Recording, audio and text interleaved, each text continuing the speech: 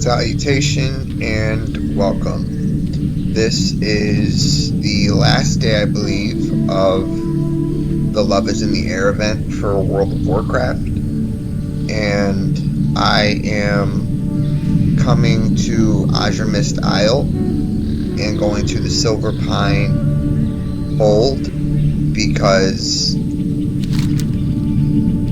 this is actually the area that my most significant other and I came to and quested. She played a Draenei, and we had, I like to say, a good time here. We're no longer in a romantic relationship, or rather, we're no longer sexually interacting with each other anymore or talking. But I love her all the same. And we came to this area. Interestingly enough, her handle on social media is Big Bear Lover, and I used to call her Pooh Bear. I'm sure that's a pretty popular nickname at this point, but yeah,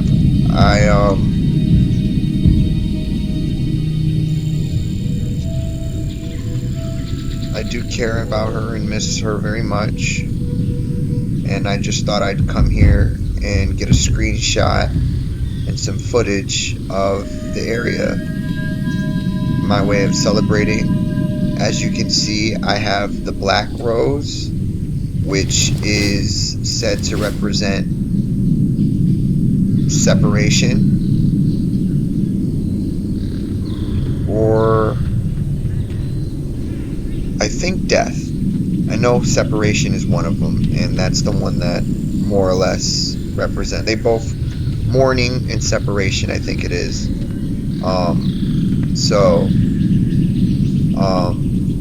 Yeah. Figured I'd get a good screenshot here, and Silver Pine Hole has bears. Now, she had no clue that this area would have bears, or at least as far as I know. At the time, she had no clue that this area would have bears in it and stuff like that, or bear-like people. But, you know, it ended up being it ended up aging very well, I would say. And, yeah, this will probably be my spot that I come to every year. I don't know if I'll have anything new to say about it, but I do know that I don't intend to wear the black rose every year.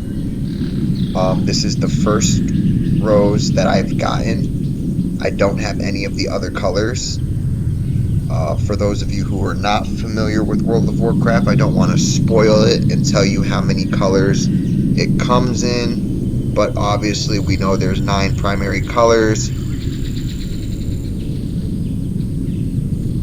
in existence, so it's somewhere between that number, and each of them represents something slightly different, but all of them connect to your heart's truest desire. So I decided to start with the black rose, not just because we're separated and we're no longer sexually interacting or talking to each other anymore, but because of one of the other particular colors, which I'll talk about next year. For those of you who already know what the colors are, don't spoil it for my viewers.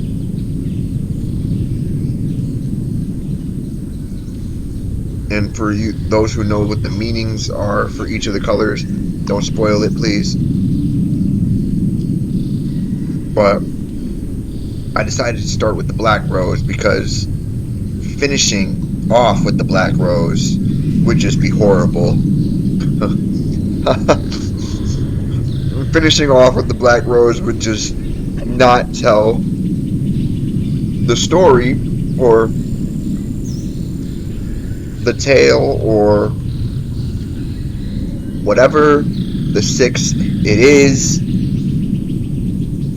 that I am trying to tell, or that I am trying to live, or that I am trying to, experience. I don't want it to end on a black note. I don't want it to end on a black note. So, I don't mind going through a black note. I don't mind a black note lasting a very long time. In the case of World of Warcraft, it lasts a year if I'm going to change the rose every year.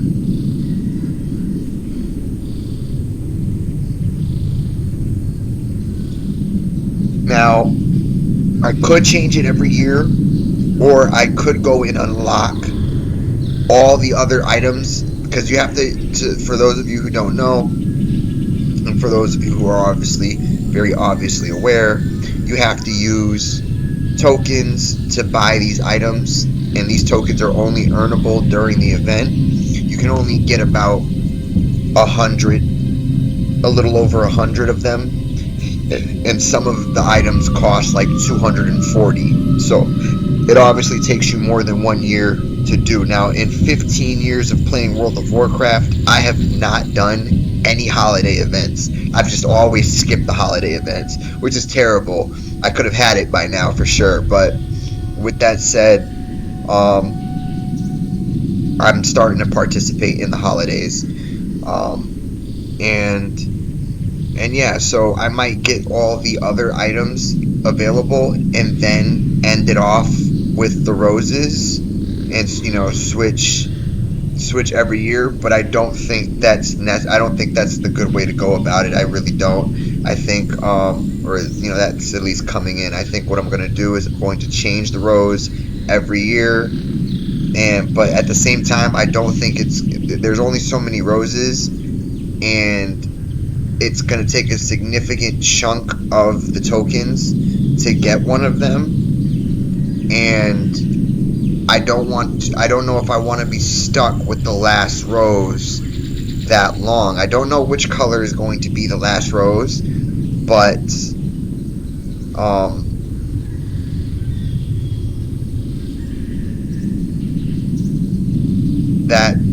I don't know if I want to be stuck with I'll say this: there is no other rose that I would be okay with staying with the longest, other than the black rose. But that's but for all the other reasons that I mentioned, I don't want to end with the black rose. Even though the black rose is what I'm comfortable with the longest, it's not the one that I want to stay with the longest in an event. It is the ending. So yeah, that's it's going to be really difficult. I know if I start it on a year, I have to change them every year. I'm not going to allow any one other than the last one to be a duration longer than a year. But which rose will it be? I don't know. I don't take recommendations for things like this, I'm afraid. You can give a guess if you'd like. You can assume if you'd like, and type that in the comments below. But I do not take recommendations for something this personal. It's going to have to be something that I choose, very interesting. I probably will not look at your recommendations. If you do leave a recommendation, I'm going to glance at it very quickly and probably not, try not to let it biasize me. and basically make me biased to what I would have chosen had I not seen your recommendations. I probably shouldn't have even said that, but I like interactive content and stuff like that. So, you're only as strong as you are weak. You're only as strong as your weakest link, kind of thing. So I'm only going to be as non-biased as I am biased, or as I am unresistant to any influences from people giving recommendations and stuff like that. Maybe it could have happened even if I hadn't said it. So yeah, but her name is Evelyn Lynette Quinones. That's EVELYNLINETTEQUINONES. And Evelyn, if you ever see this, I love you very much. Always have, always will. Even before I met you, I knew I would, love a particular female significantly. And I don't know, and the event is called Love is in the Air. And I don't know if everyone's like that, to be honest with you. I don't know if in particular males, I don't know if males set out knowing very well that there will be a female, an event, you're heterosexual, obviously, an event, there will be a female, and that, whoever, I don't know, I don't have a particular type in mind, I don't have a particular image of a person per se in mind, but I know that in an event, I find the woman, not just a woman, but the woman, or the female, that I will love her very, very, very, very, very, very much. It's almost like a quest, essentially. Like, I know on that quest,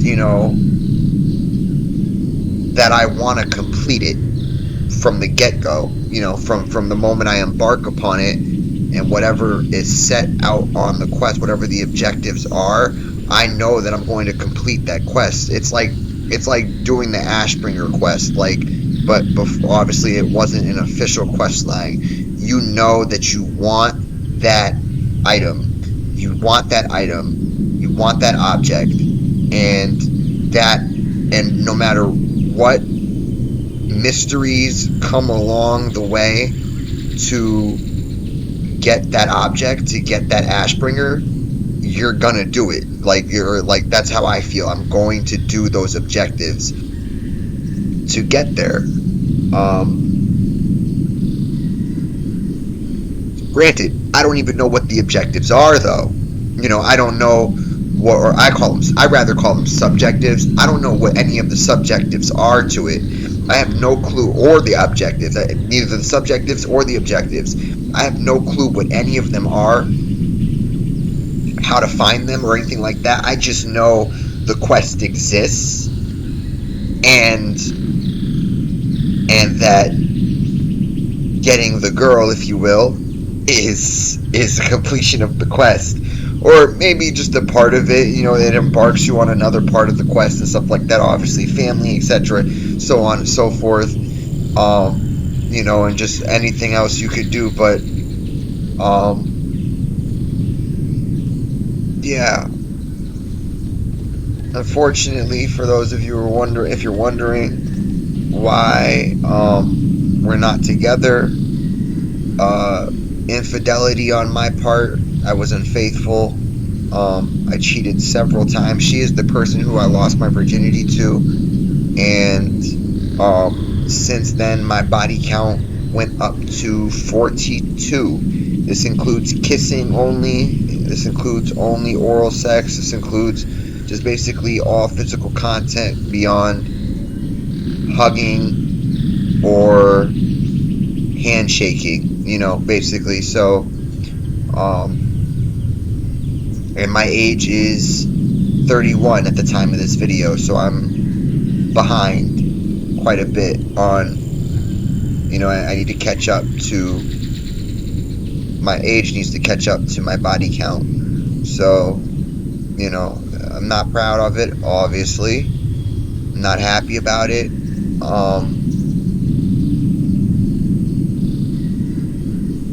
I didn't do it because I had like an objective to sleep with every possible person I could, or to get every satisfaction I could. It wasn't for reasons like that. It was truly because I was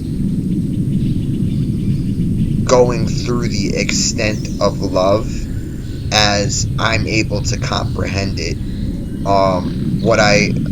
The thing I mean by that is, it's kind of like you're only as strong as you are weak. You're only as strong as your weakest link.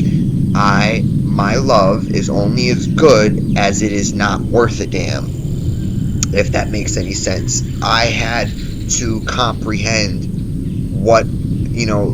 whether or not I truly love this person. And it's not that I didn't, you don't know what you have until it's gone, which that is true. That is true, not just to an extent, that is true. But it's not the crux of everything. It's not the end-all, be-all lesson of the whole thing that I derived the most meaning from. Yes, losing her showed me in ways that I didn't really comprehend about myself, even though I already knew from the get-go, even before I met her, that I would love the person that I felt was the one to an extreme degree. I shocked myself with how much I love her very much. I shocked myself, even though I had known from the get-go that I would be an extreme, or extenuating individual when it came to love and that individual, or that person. So it shocked me. It shocked me, and to that, in that way, I didn't know what I had until it was gone. But every bit of the way I knew what I had, and that is why I put it at stake. That is why I put it at risk. That is why I put it to the hazard, to paraphrase Heath Ledger from Knight's Tale.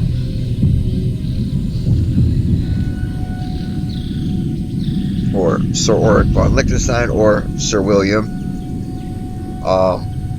So yeah, it just,